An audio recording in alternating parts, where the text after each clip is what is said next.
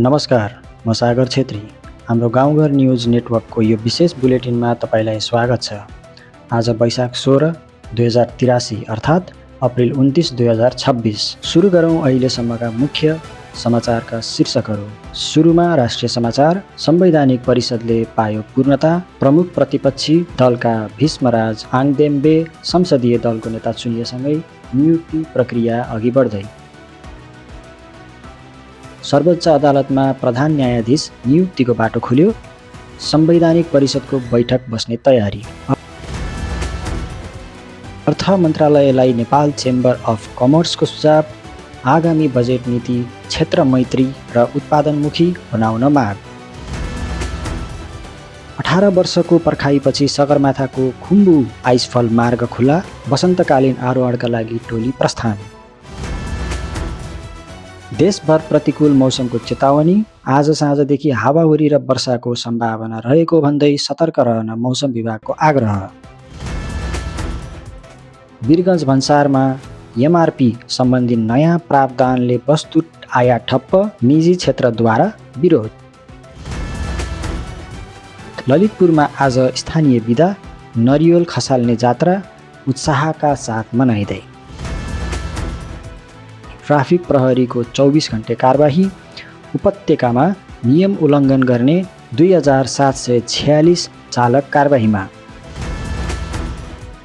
कर्णालीका विद्यार्थीलाई पाठ्य पुस्तक अभावको चिन्ता। बजेट निकासामा ढिलाइ हुँदा भर्ना अभियान प्रभावित। प्रधानमन्त्री बालेन शाहद्वारा सुकुम्बासी र जग्गा मिच्नेहरूको पहिचान गरी व्यवस्थापन गर्ने प्रतिबद्धता। बीपी राजमार्गमा बाढीले डाइभर्जन बगाउँदा सडक पुनः अवरुद्ध। यात्रुहरू बीच बाटोमै अलपत्र। नेपालको आफ्नै भू उपग्रह मुनाल आज प्रक्षेपण गरिँदै। नेपाली अन्तरिक्ष प्रविधिमा नयाँ इतिहास। 10,000 मिटर माथिबाट ड्रोन फुटेज मार्फत मनोहरा नदी किनारका 941 अवैध संरचना हटाएको तस्बिर सार्वजनिक। राष्ट्रिय खेलकुद परिषदद्वारा यन्फा 3 महिनाका लागि निलम्बित। फुटबल प्रशासनमा ठूलो हलचल।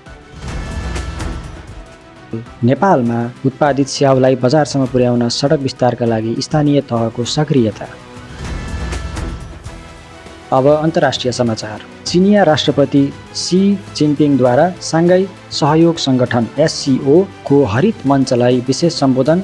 दिगो विकासमा जोड। चिनिया विदेश मन्त्री वाङ यी र संयुक्त राष्ट्रसङ्घका आगामी अध्यक्षबीच बेइजिङमा भेटवार्ता। टिकटकद्वारा नेपाल र इन्डोनेसियामा यौन शोषण सचेतनाका लागि सर्च गाइड फिचर सार्वजनिक। बेलायती संसदद्वारा 18 वर्ष मुनिकालाई आजीवन धूम्रपान निषेध गर्ने विधेयक पारित। अब सुन्नुहोस् खेलकुद समाचार। आइसिसी महिला T20 च्यालेन्ज ट्रफी नेपालद्वारा रुवान्डा 38 रनले पराजित। कप्तान इन्दु वर्माको उत्कृष्ट प्रदर्शन।